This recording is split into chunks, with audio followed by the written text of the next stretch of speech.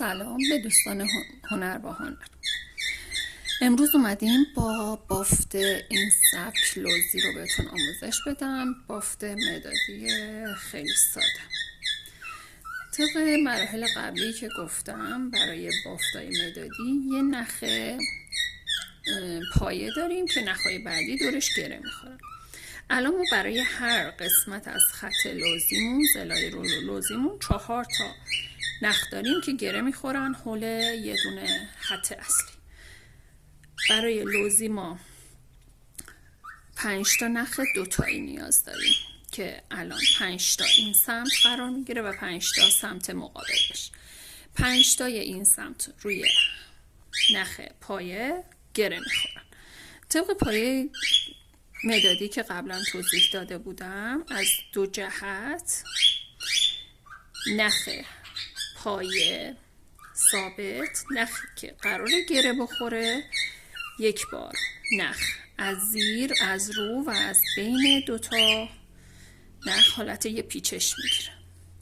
گره بعدی روی اینا باعث محکم شدنش میشه. این گره رو قبلا آموزش دادم، فقط الان باید به شیب دست توجه کنید. این زاویه باید حتما بهش داده بشه، یعنی شما باید کشش نختون رو طوری تنظیم کنید که این فاصله رو بتونین حفظ کنید. این یه طرف مقابل الان 4 تا نخ رو جدا میکنم. 4 تا نخ بعدی حول این نخمون گره میخوره در جهت عکس. ما قبلا پیچش به راست داشتیم، اول بعد پیچش، الان برعکس. همیشه تو گره مدادی دقت کنین که پایه همیشه روی نختون باشه. اول پایه است، این نخ گره میخوره، این دست همیشه ثابت. الان من یه زاویه دارم با دستم این کشش رو حفظ میکنم که ثابت بمونم. خب این دو ضلع بالای لوزی ما آماده شد. حالا برای وسطش ما یه گره داریم. این گره مربعی ما الان 4 تا نخ و وسط نگه داشتم، 4 تا نخم که دوتا طرفینه. نخ دوتای نخ سمت راست از روی کار، نخ سمت چپ از روی دوتایی ها از زیر 4 تا نخ ثابت و با بین 2 تا نخ بعدی بیرون میاد.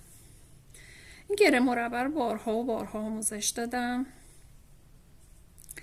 اگه به صفحه های هنر با هنر مراجعه کنین حتما میبینید.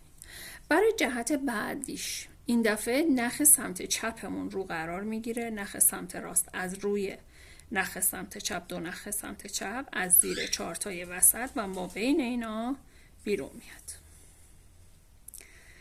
این نخ گره خورد.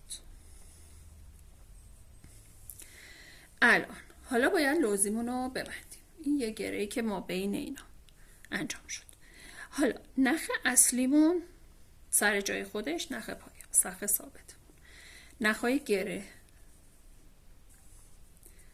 میزنیم ولی بازم شیب میدیم. جهتی که باید نخمون حرکت کنه، ضلعمون حرکت کنه ثابته. به این خیلی دقت کنید. سعی کنید با این نخ زیاد بازی نکنین که جهت رو از دست ندیم. فاصله حفظ میشه. این یه گره و گره آخر.